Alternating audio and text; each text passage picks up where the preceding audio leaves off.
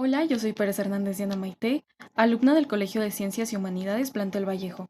Actualmente estoy cursando el programa de apoyo al egreso durante el periodo extraordinario tardío de Química 3 impartido por el profesor Pineda Aquino Raúl.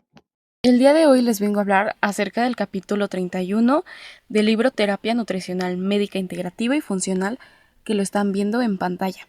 Los invito a leer, este es un libro súper completo y muy interesante. Bueno, continuando, este libro fue publicado por Springer Nature en 2020. La autora de nuestro capítulo de hoy se llama Filomena Tindray, la cual pues esta es una especialista en medicina integrativa y funcional. El capítulo que veremos hoy se titula Influencia de la nutrición en la salud hormonal.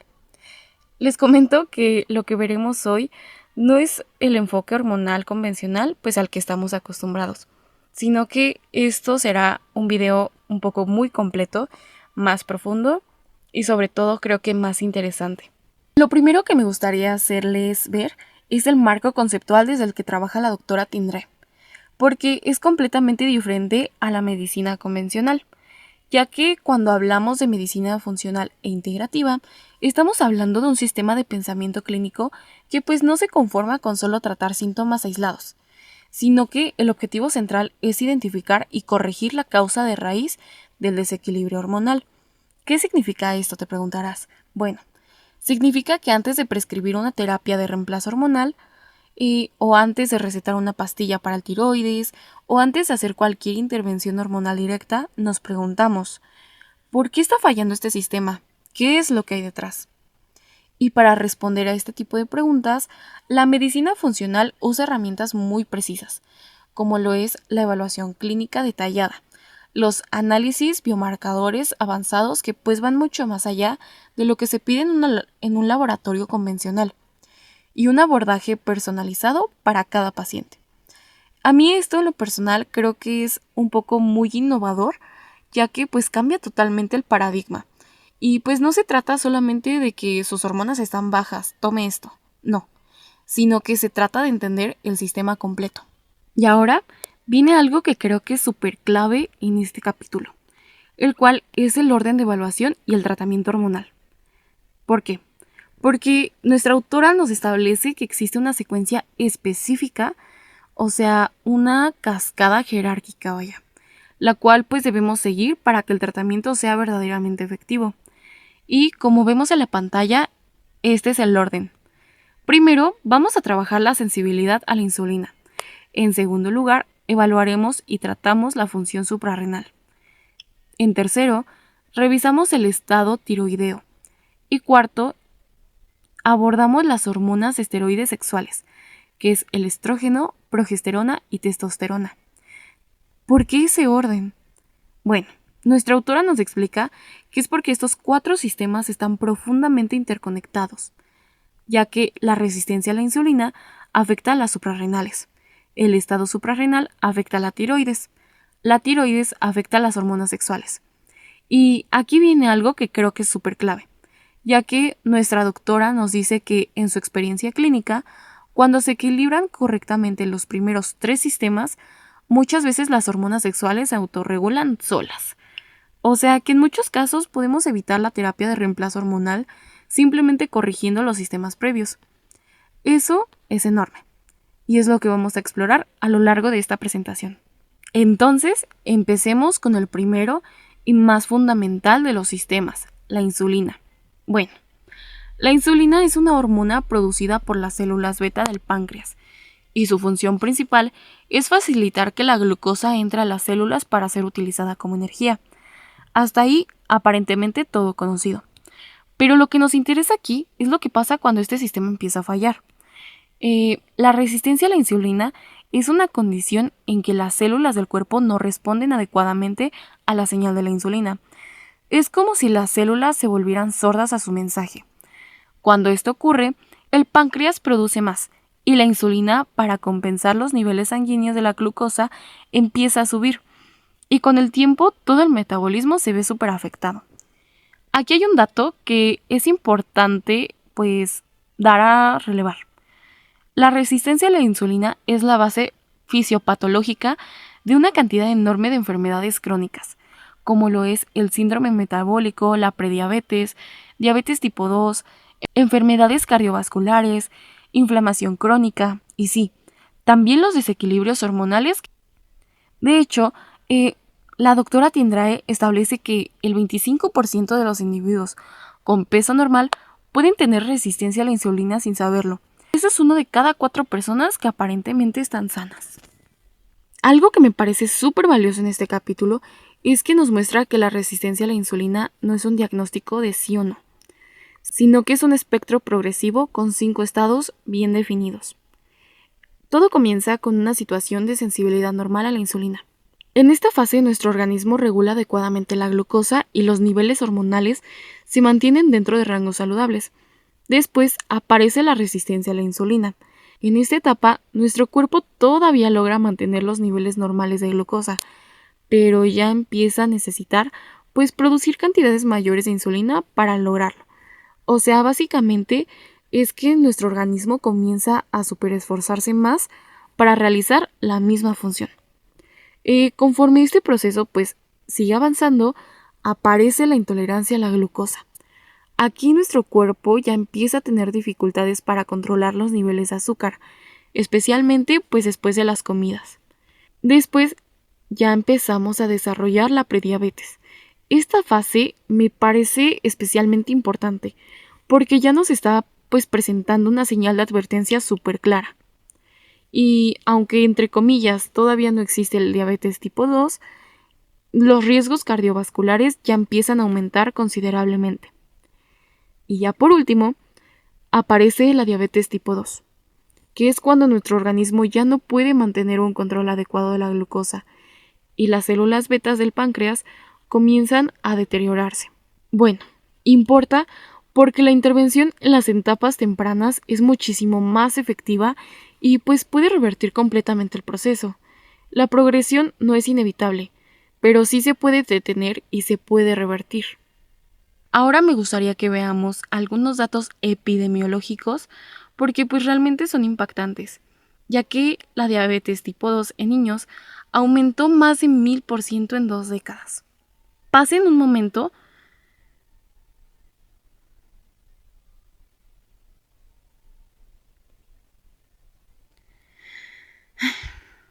Y ahora quiero que veamos algunos datos epidemiológicos, porque ahora me gustaría que veamos los datos epidemiológicos, porque honestamente son impactantes, ya que la diabetes tipo 2 en niños aumentó más de 1000% en 2 décadas. Pasen por un momento ese número en su mente, 1000%.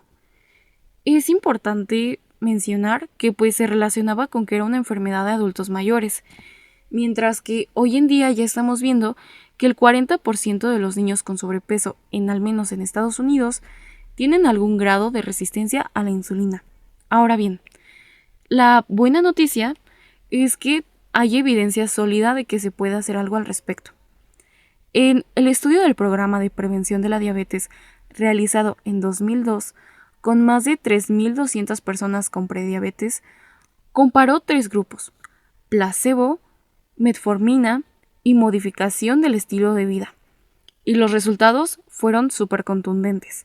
La intervención en el estilo de vida, que consistía en una pérdida de peso de al menos 7% y 150 minutos semanales de actividad física. Esto redujo la incidencia de diabetes tipo 2 en un 58%. La metformina, que es el medicamento estándar, solo la redujo en un 31%. El estilo de vida fue casi el doble de efectivo que el medicamento. Uno de los aspectos más sofisticados de este enfoque es la estratificación funcional en 3 etapas, la cual está basada en biomarcadores, que nos permite detectar la resistencia a la insulina mucho antes de que aparezca en los análisis convencionales. En la etapa 1, la más temprana, lo que vemos es la disminución de la adiponectina. Esta es una hormona producida por el tejido adiposo, que tiene efectos insulinosensibilizadores. Es el primer marcador que cae. Y lo importante es que en esa etapa la insulina en ayunas todavía puede estar normal. Si solo pedimos insulina y glucosa, podríamos pensar que todo está bien, cuando en realidad ya hay una disminución incipiente. En la etapa 2 ya tenemos adiponectina. Baja más la insulina en ayunas elevada, en HOMA-IR, que es un índice calculado, ya está alto. Entonces empiezan a aparecer síntomas metabólicos. En la etapa 3, la más avanzada, tenemos además de todo lo anterior, una proinsulina elevada. Esta es un precursor de la insulina, que en condiciones normales se procesa casi por completo. Cuando aparece elevada en sangre, significa que las células beta del páncreas ya están bajando de manera muy ineficiente y que hay una disfunción real de las células productoras de insulina. La clave de todo esto es que si esperamos a que aparezca la diabetes para intervenir, ya perdimos un tiempo súper valioso. Continuamos ahora con el panel de laboratorio completo para que logremos evaluar la resistencia a la insulina, porque esto es algo súper práctico que quiero que se lleven de aquí. La HbA1c o hemoglobina glicosilada refleja el promedio de glucemia de los últimos 3 meses. El rango óptimo funcional es menor a 5.6%, entre 5.7 y 6.4 ya es prediabetes. El OMA-IR se calcula con una fórmula simple. Insulina en ayunas multiplicada por glucosa, dividido entre 405. Un valor óptimo es menor a 1.5. En la medicina convencional se acepta hasta valores bastante altos, pero funcionalmente ya estamos viendo problemas desde el 1.5 en adelante. La adiponéctica, como ya mencioné, es el primer marcador que cae. Queremos valores por encima de 10 microgramos por mililitro. La insulina en ayunas es medicina funcional. Tiene un rango de 2 a 6 microunidades internacionales por mililitro. El laboratorio convencional acepta hasta 25, lo cual desde la perspectiva funcional es inaceptable, porque significa que ya hay hiperinsulinemia compensatoria. Y finalmente la proinsulina, los triglicéridos y el HDL. La curva de glucosa e insulina postprandial y la proteína C reactiva ultrasensible para medir inflamación de bajo grado. Todos estos en conjunto nos dan un cuadro completo. Continuamos con el síndrome metabólico. Es la constelación clínica que se forma cuando la resistencia a la insulina avanza. Para diagnosticarlo se necesitan al menos 3 de los siguientes 5 criterios. En primer lugar, la obesidad abdominal, con circunferencia de cintura mayor a 102 centímetros en hombres o 88 en mujeres. Segundo, triglicéridos elevados. Tercero, HDL bajo, menor a 40 en hombres y 50 en mujeres. Cuarto, presión arterial elevada. Y quinto, la glucemia en ayunas. Un punto que me parece muy importante aquí es la distinción entre la grasa visceral y la grasa subcutánea. La grasa visceral es la que se acumula alrededor de los órganos abdominales. Es metabólicamente activa. Produce adipocitocinas inflamatorias. Aumenta la resistencia a la insulina. Y también se ha asociado con una menor variabilidad de la frecuencia cardíaca, que es un marcador de salud cardiovascular y autonómica.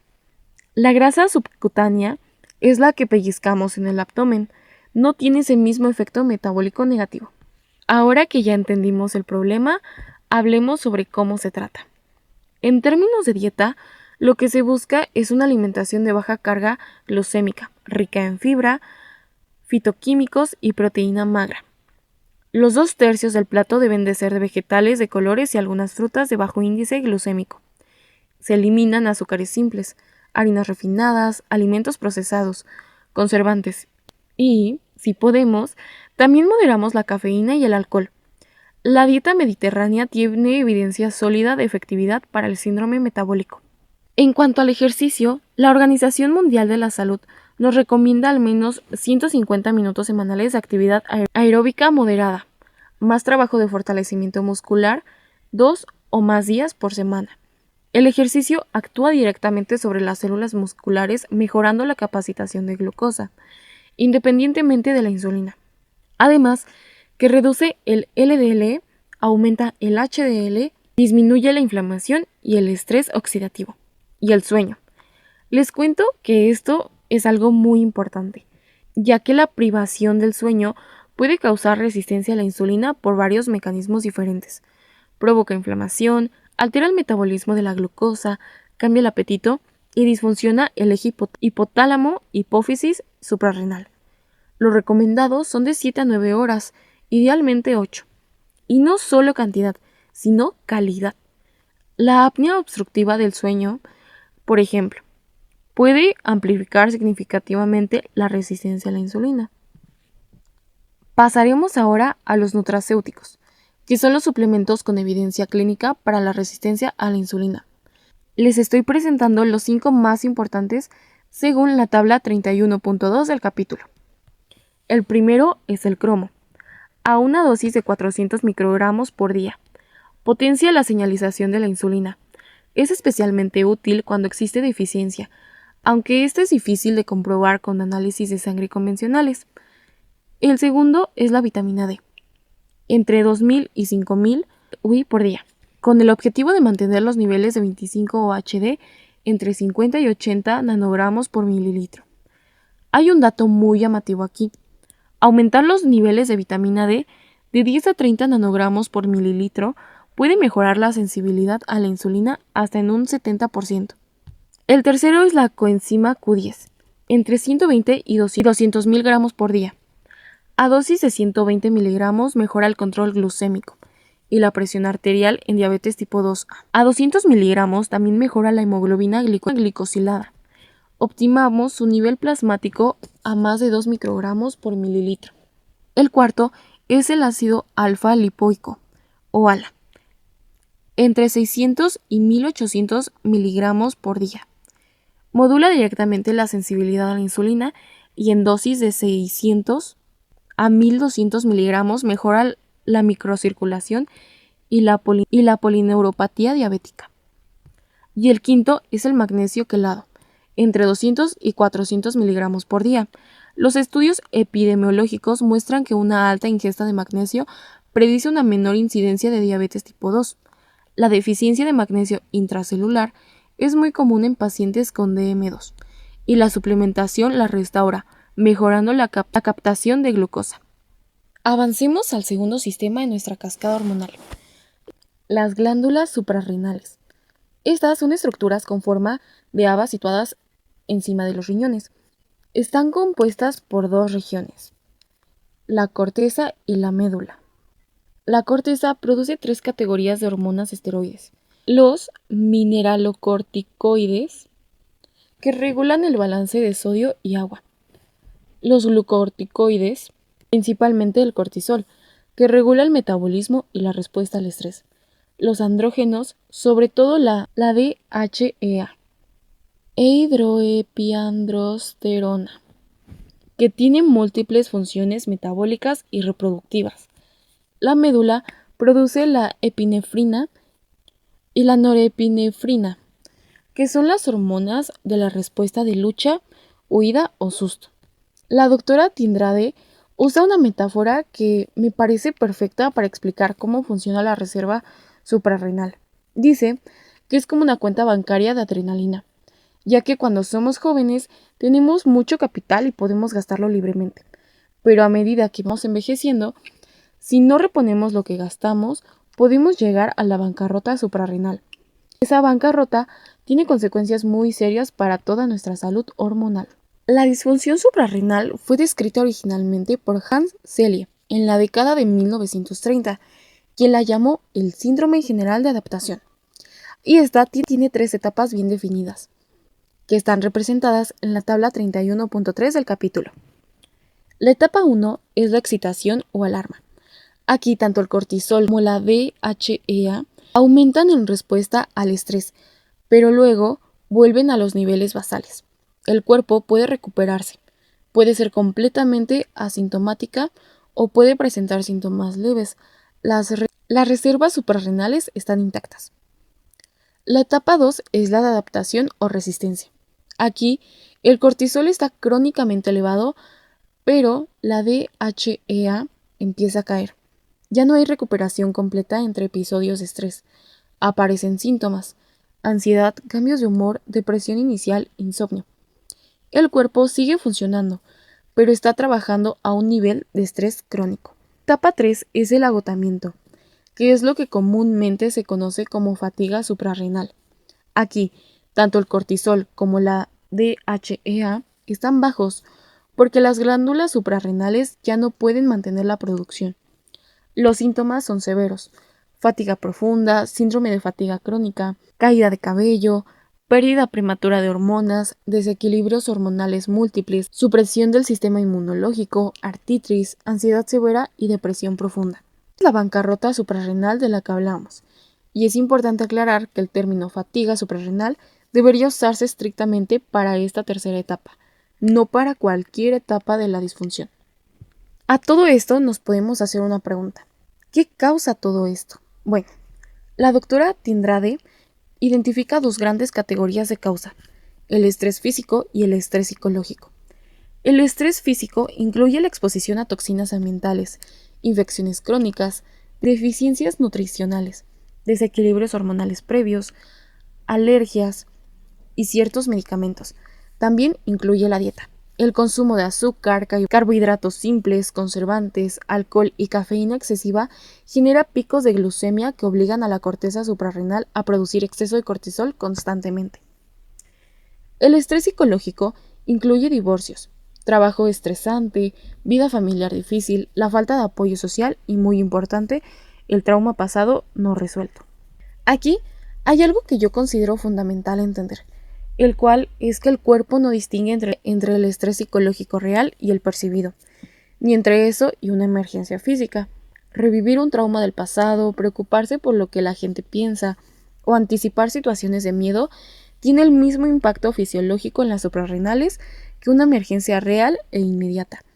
Para las glándulas suprarrenales, el estrés es estrés, independientemente de su fuente. La autora nos recomienda el libro El cuerpo lleva la cuenta, de Van Kolk, como herramienta esencial.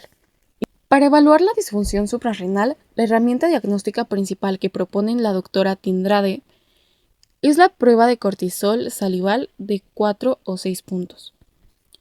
La prueba de 4 puntos mide el cortisol en saliva en cuanto a momentos del día: al despertar, a media mañana, por la tarde y por la noche. Esto nos da curva del ritmo circadiano del cortisol. La variante de 6 puntos añade la respuesta al cortisol al despertar, que son 2 muestras adicionales en los primeros 30 a 60 minutos de despertar. ¿Por qué el cortisol salival y no plasmático?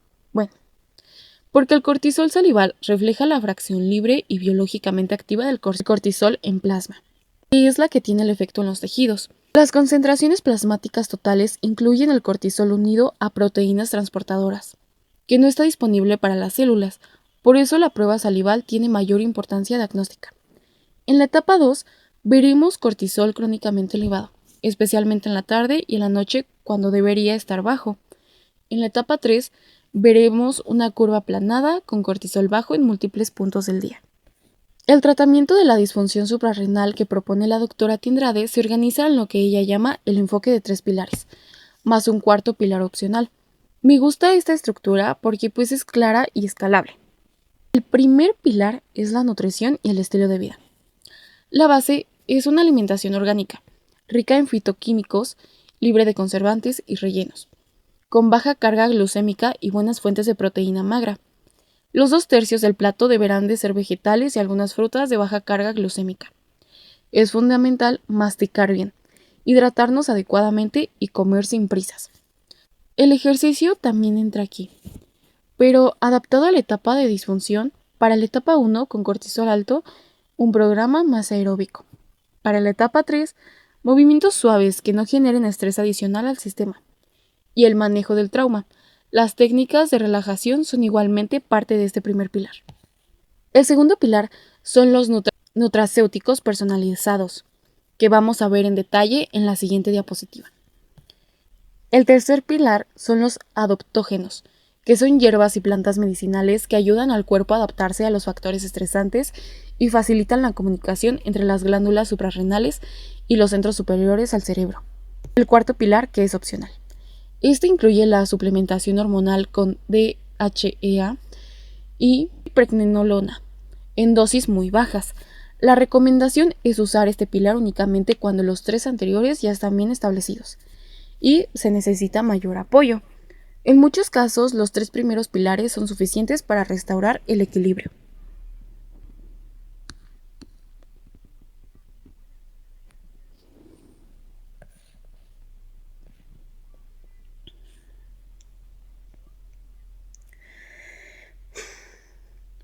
estamos viendo la tabla 31.4 del capítulo, con los nutracéuticos específicos para la disfunción suprarrenal. Déjenme explicarles los más importantes. El ácido pantoténico o vitamina 5, a dosis de 500 a 1500 miligramos por día, es en mi opinión el más específico para las suprarrenales. Estimula la capacidad de las células suprarrenales para secretar progesterona y corticosterona y entra en la vía esteroidogénica muy temprana, a nivel de la pregnenolona, la cual puede provocar un aumento de las hormonas suprarrenales posteriores. Para pacientes que no quieran usar terapia de reemplazo hormonal, podemos usar dosis de hasta 1500 miligramos por día. La vitamina B6 en su forma activa, el P5P, de 50 a 100 gramos por día. Es un cofactor esencial en la producción de energía y los requerimientos aumentan significativamente bajo estrés crónico. El folato en su forma activa, el 5-MTHF de 400 a 800 microgramos por día, importante, no cualquier fosfato, sino el metiltetrahidrofolato, que no requiere conversión hepática. El magnesio quelado a 400 y 600 miligramos diarias. Es cofactor en múltiples reacciones del ciclo Krebs y sus niveles bajos aumentan directamente la liberación de hormonas del estrés. Además, el magnesio disminuye la secreción nocturna ACTH, que es la hormona que estimula las suprarrenales. El zinc a 30 a 50 miligramos por día, equilibrado con cobre en proporción de 10 a 1. El receptor glucocorticoides es un factor de transcripción con dedos de zinc, y más de 300 enzimas humanas requieren zinc para funcionar. La vitamina C, que se concentra preferentemente en las glándulas suprarrenales y se agota en los momentos de estrés agudo. Los ácidos grasos, omega 3, entre 1000 y 3000 miligramos por día, que atenúan las respuestas al estrés y disminuyen el cortisol de la adrenalina. Y la vitamina D, a 2000 IU diarias, que entre otras cosas reduce la reactivación viral en contextos de estrés elevado. El tercer pilar del tratamiento suprarrenal son los adaptógenos. Los adaptógenos son hierbas y plantas medicinales que tienen la capacidad de ayudar al organismo a adaptarse a los factores estresantes, tanto físicos como psicológicos. Su mecanismo de acción involucra la modulación del eje hipotálamo, hipófisis suprarrenal, y evidencia reciente muestra que también actúan a través de las chaperonas moleculares y la expresión de neuropéptidos cerebrales. Los 4 adaptógenos principales que menciona la autora son la Rhodiola rosea, cuyas moléculas activas las podemos ver. Esta es una planta del Ártico que tiene una historia milenaria de usos de regiones frías y es quizá la más estudiada para mejorar la resistencia al estrés físico y mental. Continuamos con la otra, la cual también es conocida como ginseng siberiano, con sus principios activos que podemos ver. Fue ampliamente estudiado en la era soviética para mejorar el rendimiento de deportistas y militares. Continuamos con la siguiente, cuyo principio activo es la esquizandrina, y esta tiene efectos hepatoprotectores, además de adaptogénicos. Continuamos con la última. Este es el más conocido y uno de los más estudiados en todos los adaptógenos, con amplia evidencia en la mejora del rendimiento cognitivo y físico bajo condiciones de estrés. Continuamos con el tercer sistema de nuestra cascada, la glándula tiroides. La tiroides es un órgano endocrino con forma de mariposa ubicado en el cuello y regula prácticamente el metabolismo de cada célula del cuerpo. Permítanme repasar brevemente la fisiología porque es fundamental para entender todo lo que sigue. Bueno, la vía funciona así. El hipotálamo produce TRH, que es la hormona liberadora de tirotropina. Esta TRH llega a la hipófisis y le ordena producir la TSH, la hormona estimulante de la tiroides. La TSH actúa sobre la glándula tiroides para producir hormonas. Y aquí viene algo muy importante. La tiroides produce el 95% en forma de T4 y solo el 5% en forma de T3. La T4 es la forma de almacenamiento. Luego, principalmente en el hígado y los riñones, la T4 se convierte en T3 libre, que es la forma activa, la que entra a las células y actúa sobre el genoma. ¿Y qué pasa cuando la función tiroidea falla? Bueno, las consecuencias son devastadoras. Afectan a prácticamente todos los sistemas, lo cual provoca fatiga profunda, aumento de peso, depresión, intolerancia a la glucosa, resistencia a la insulina y malos resultados en el embarazo. La tiroides no es solo el metabolismo en el sentido coloquial del término, es el regulador maestro de la energía celular. Para que la tiroides funcione correctamente necesita una serie de nutrientes específicos que actúan como cofactores. Quiero que esto se lo lleven muy claro. Para la síntesis de hormonas tiroideas a nivel de la glándula necesitamos hierro, yodo, tirosina, zinc, selenio, vitamina A, vitamina E, vitamina B2, vitamina B3, vitamina B6, vitamina C y vitamina D. Son 12 nutrientes esenciales. La deficiencia de cualquiera de ellos puede afectar la producción hormonal. Para la conversión de T4 a T3 por la enzima de iodinasa, los minerales más cítricos son el selenio y el zinc. Una baja relación T3-T4 puede relacionarse directamente con deficiencias de ambos. Por eso, la autora nos recomienda empezar con la alimentación. Por ejemplo, las nueces de Brasil son especialmente ricas en selenio y zinc, y recomienda consumirlas antes de recurrir a suplementos. Ahora, hay toda una lista de factores que inhiben la función tiroidea, y esto es algo que me parece vital entender, porque vivimos rodeado de ellos. El fluoruro y el bromo son antagonistas directos del yodo, y compiten con él en los receptores tiroideos. Están presentes en el agua del grifo, en productos de cuidado dental, en algunas bebidas. Los metales pesados como el mercurio, el cadmio y el plomo bloquean directamente la función tiroidea. Los pesticidas y herbicidas, los medicamentos como los anticonceptivos orales, la enfermedad celíaca no tratada, el estrés crónico que desvía la T4 hacia la T3, reversa inactiva en lugar de hacia la T3 activa. Este es otro punto que es importante tocar y merece su propia diapositiva, y está presentado en la tabla 31.5 del capítulo. Lo que pasa es que la conversión de T4 a T3 puede ir por dos caminos. El camino bueno produce T3 activa, que va a entrar a las células y va a hacer todo lo que necesitamos. El camino malo produce T3 reversa, que es una molécula inactiva que además compite con la T3 activa por los receptores celulares. Es como poner un bloqueador en los receptores. Los factores que facilitan la conversión hacia T3 activa son vitaminas A, E y B2, minerales como selenio, potasio, yodo, hierro y zinc, y hormonas como el cortisol en niveles fisiológicos, la hormona de crecimiento, la testosterona, la insulina y la melatonina.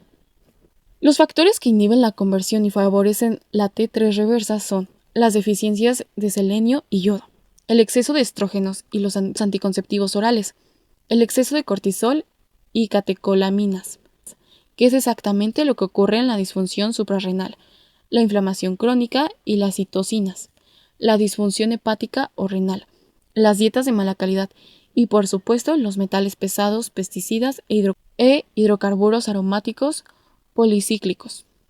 Y ahora llegamos a uno de los puntos más controversiales, pero también más importantes de toda la sección de tiroides, la diferencia entre los rangos funcionales y los convencionales. Esto en la tabla 31.6. Para la TSH, el rango convencional aceptado es de 0.4 a 0.5, el rango funcional es de 0.4 a 2.0 o máximo 2.5. ¿Por qué? Porque los rangos convencionales se calcularon tabulando resultados de grandes poblaciones que incluyen personas con disfunción tiroidea no diagnosticada. No presentan necesariamente la salud óptima. Para la T4 libre, el rango convencional es de 9 a 23, el funcional es de 15 a 23. La parte baja del rango convencional ya puede asociarse a síntomas hipotiroideos. Para la T3 libre convencional, 3 a 7, funcional, 5 a 7. Nuevamente, la mitad inferior del rango convencional puede ser insuficiente para una función metabólica óptima. Y aquí hay algo que los laboratorios convencionales generalmente no miden y que es crucial. la T3 reversa con rango funcional de 11 a 18 y los cocientes T3, T4 libre, que debe ser mayor a 0.33 y el cociente T3 total, T3, reversa que debe ser mayor a 6. Estos cocientes nos dicen si la conversión está yendo hacia la forma activa o hacia la forma inactiva. Una persona puede tener TSH, 4 normal, y sin embargo tener hipotiroidismo funcional porque toda su T4 se convierte en T3 reversa en lugar de T3 activa. Los análisis convencionales no lo detectarían. Para el tratamiento nutricional de la disfunción tiroidea, la doctora Tindraden nos da las dosis específicas de los nutrientes más importantes. El selenio entre 200 y 400 microgramos por día. En su opinión, el más cítrico para la conversión T4-T3. La deficiencia de selenio por sí sola puede explicar una baja relación T3-T4. Y como lo mencioné, las nueces de Brasil son la fuente alimentaria más rica en selenio. El zinc entre 15 y 30 miligramos por día, que también apoya la conversión y mejora la sensibilidad celular a las hormonas tiroideas. El hierro o ferritina entre 15 y 20 miligramos por día para mujeres menstruantes. Aquí hay un punto muy importante, ya que nuestra autora nos recomienda medir la ferritina en lugar de solo el hierro sérico y suplementar cuando la ferritina esté baja.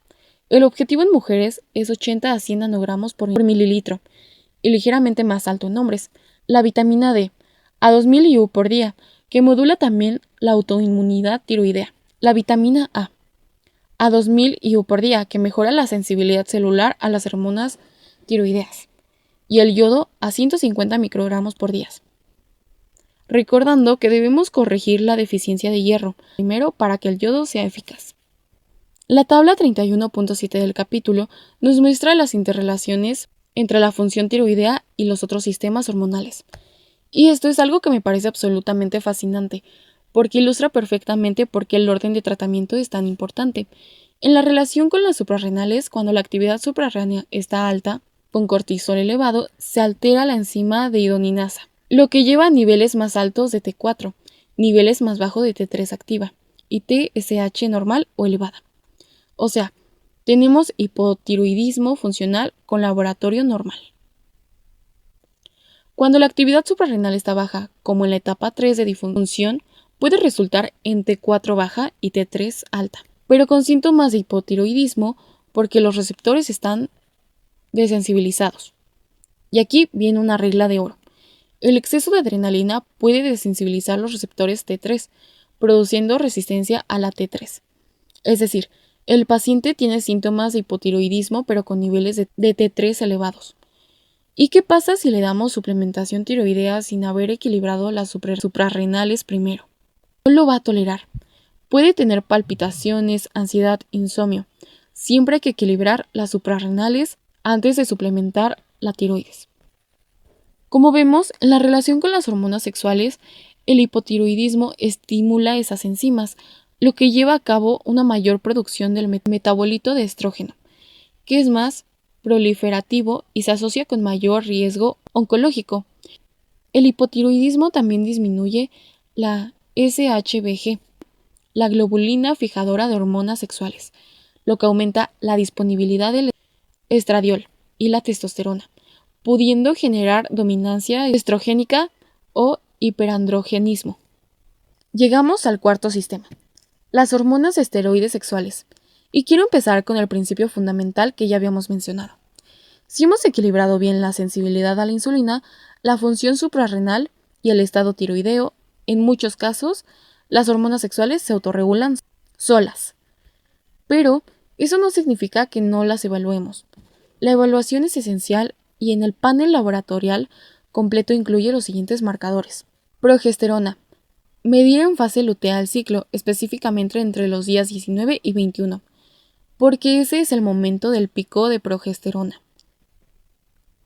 Si la medimos en cualquier otro momento del ciclo, podemos tener valores bajos que no reflejan la verdadera producción lútea. Estrógenos. El estradiol E2, la estrona E1 y el estriol E3 se miden en la fase folicular, entre los días 10 y 12, para capturar los niveles basales y el inicio del pico folicular. Testosterona total y libre, junto con la SHBG, globulina fijadora de hormonas sexuales, y la albumina. Con estos tres valores podemos calcular la testosterona biodisponible. La testosterona se une muy fuertemente a la SHBG y no está disponible para las células. Se une más débilmente a la albumina, y esa fracción sí es biodisponible. Por eso no basta con medir solo la testosterona total. Y finalmente los metabolitos de estrógenos, que nos dicen por qué vía se está metabolizando el estrógeno. Algo fundamental para la evaluación del riesgo oncológico. Ahora quiero hablarles de algo muy importante sobre la dinámica hormonal femenina, especialmente en la perimenopausia. En las mujeres que entran en la perimenopausia, la progesterona y la testosterona empieza a disminuir antes que el estrógeno. Esto es un patrón típico que muchas veces se confunde. La mujer puede tener síntomas de insomnio, ansiedad, ciclos irregulares o sangrado excesivo que se atribuyen a la menopausia, cuando en realidad son síntomas de deficiencia de progesterona, con estrógenos aún relativamente normales. Hay un mecanismo muy particular que se llama robo de pregnenolona o pregnenolona esteal. La progesterona está al inicio de la vida esteroidogénica, junto a la pregnenolona, cuando hay estrés crónico y el cuerpo necesita producir más cortisol urgentemente. Puede desviar la progesterona hacia la vía del cortisol. La supervivencia se prioriza sobre la reproducción en la jerarquía hormonal del cuerpo.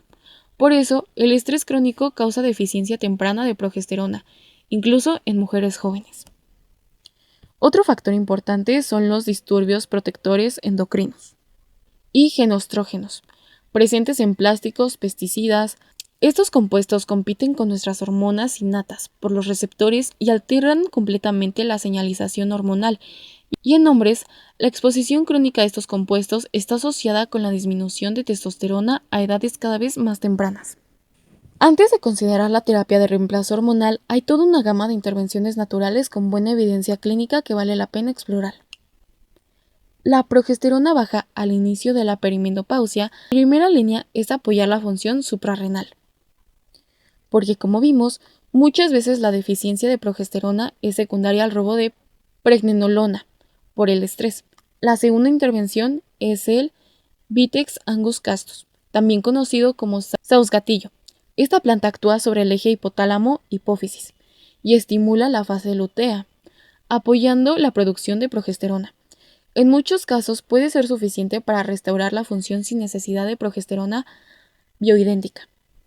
Para la testosterona baja en mujeres, la autora recomienda la DHEA sublingual, a dosis bajas de 5 a 10 miligramos 2 veces al día, combinada con apoyo a las vías de desintoxicación, especialmente la metilación y el glutatión. Un punto importante aquí. En mujeres, la DHEA se convierte preferentemente en testosterona por la actividad de enzimas específicas. Pero en hombres ocurre lo contrario. La DHEA tiende a convertirse en estrógenos. Por eso, la misma intervención tiene efectos diferentes según el sexo. Para la testosterona baja en hombres, la prioridad es el zinc y la desintoxicación general, reduciendo la exposición a genoestrógenos que compiten con la testosterona. Y para ambos sexos, la harina de linaza a 2 cucharadas por día puede mejorar la desintoxicación de estrógenos y aliviar síntomas de desequilibrio hormonal. Me gustaría comentarles un remedio botánico que la doctora menciona con mucho entusiasmo para el manejo de los síntomas menopáusicos. El extracto de Rheum ponticum, también conocido como ERR 731 o comercialmente como Estrovera en Estados Unidos, Canadá y Sudáfrica,